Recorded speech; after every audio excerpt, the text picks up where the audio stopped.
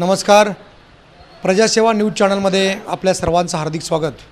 सध्या राज्यासह संपूर्ण सोलापूर जिल्ह्यात स्थानिक स्वराज्य संस्थेचा मुख्य कणा असलेल्या पंचायत समिती, जिल्हा परिषद निवडणुकींचं वारं वाहू लागलेलं आहे.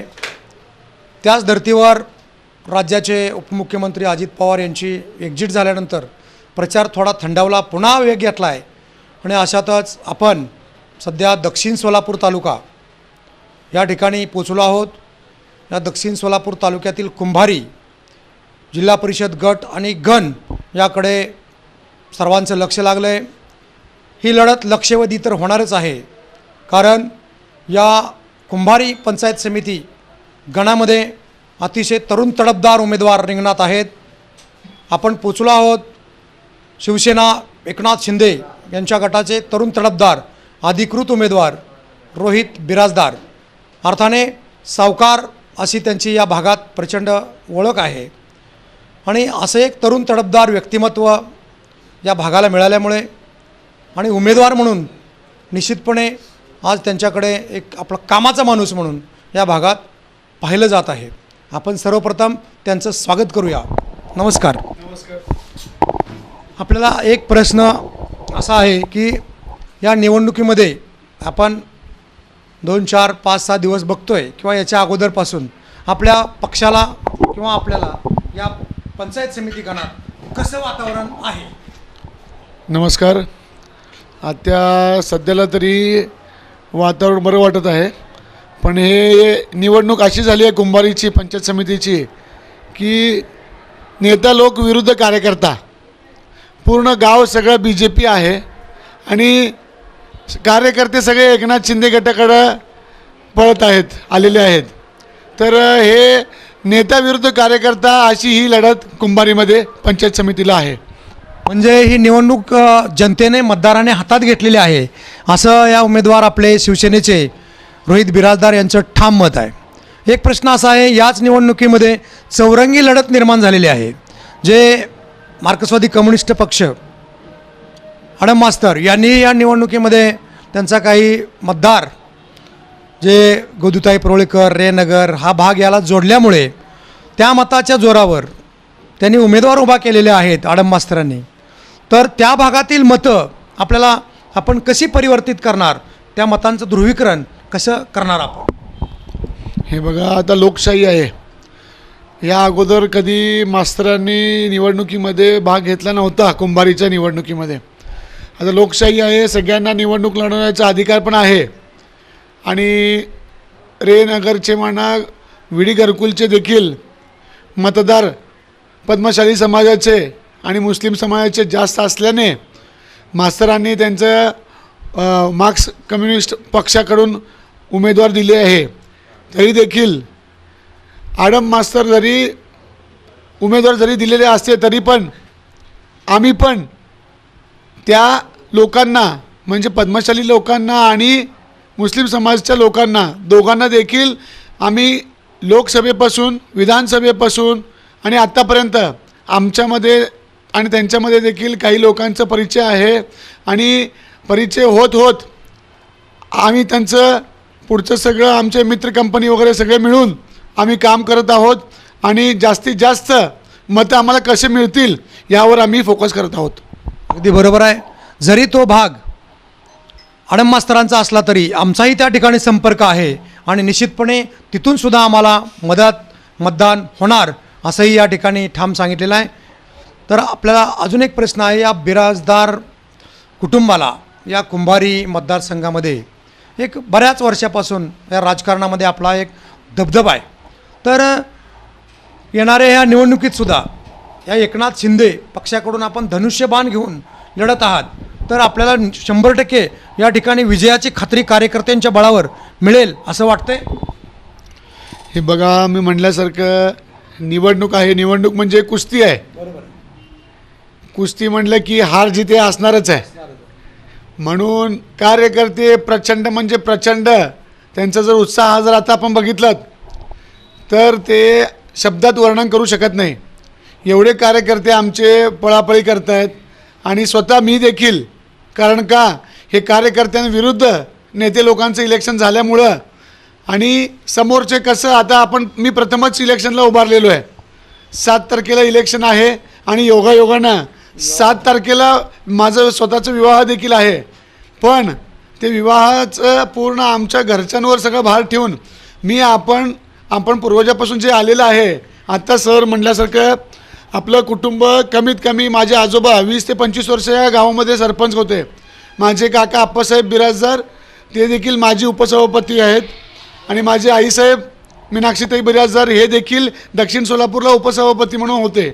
आणि आता ह्या निवडणुकीमध्ये पंचायत समितीमधूनच मी देखील उमेदवार आहे.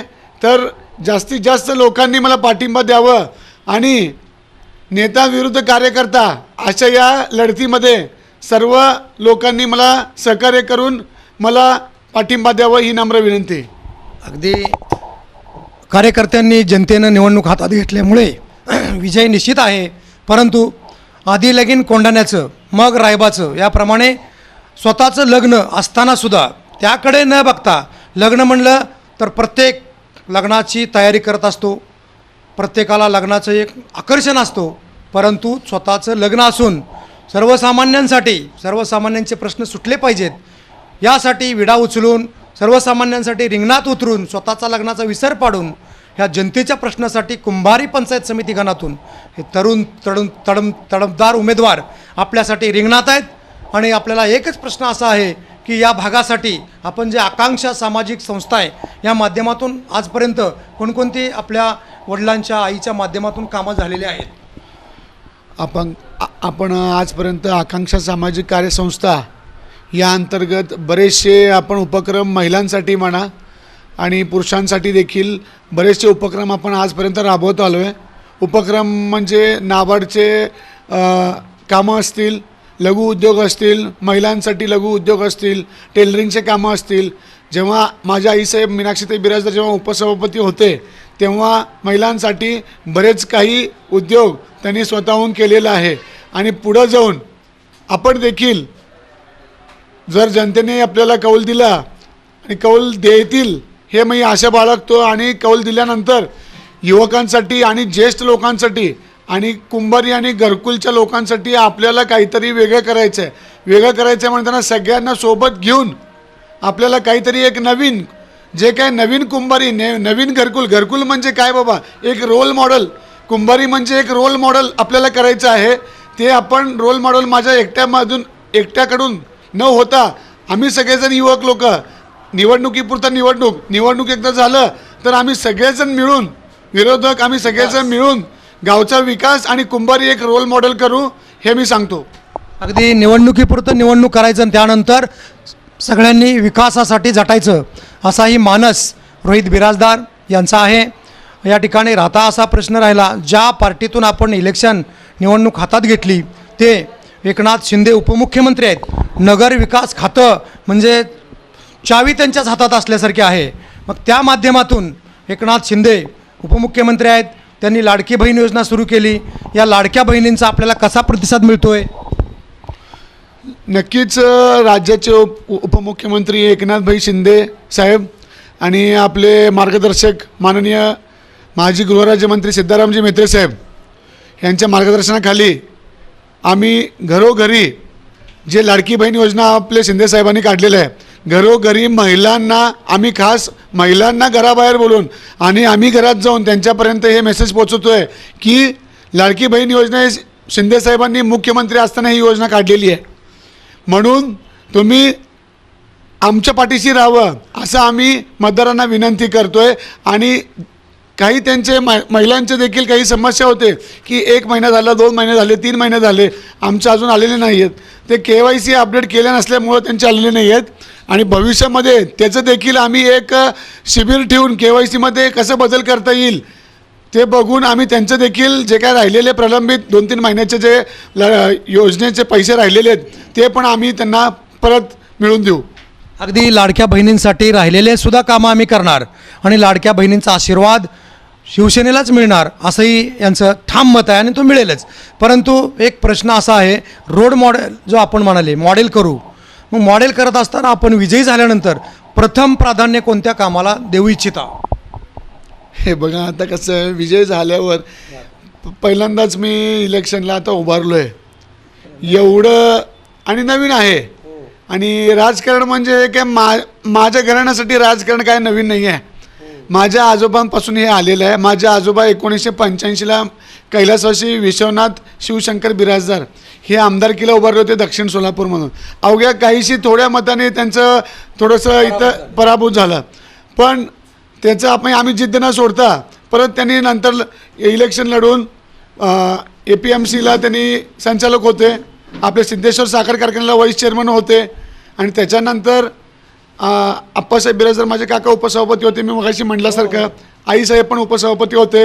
आणि आता माझे काका विश्वनाथ शिवशंकर विश्वनाथ बिराजदार हे पण आता संचालक म्हणून सिद्धेश्वर साखर कारखान्यामध्ये आहेत, कार्यरत आहेत. ते 10 वर्ष झाले त्या बॉडीमध्ये आहेत. एकंदरीत राजकारण हे काय आमच्या परिवाराला नवीन नाही आहे. पण प्रथमतः मी जे काय आता पहिल्यांदा उभारलो आहे हे माझ्यासाठी तर नवीनच असणार आहे. म्हणजे जे आम्ही मतदारांपर्यंत पोचतो आहे, जे मतदारांना सांगतो आहे, सगळं पटून सांगतो आहे. लाडकी बहीण योजना म्हणा, शिंदेसाहेबांचे जे काय योजना आहेत ते प्रत्येक त्यांच्यासमोर शिंदेसाहेबांचे जे काम आहे, मेत्रे साहेबांचे जे काम आहे ते आम्ही जे काय पोचवतो आहे लोकांपर्यंत, ते पोचवल्यावर लोक काय सांगतात की तुम्ही फक्त आश्वासन देऊन जाऊ नका, तुम्ही कामं केली पाहिजे.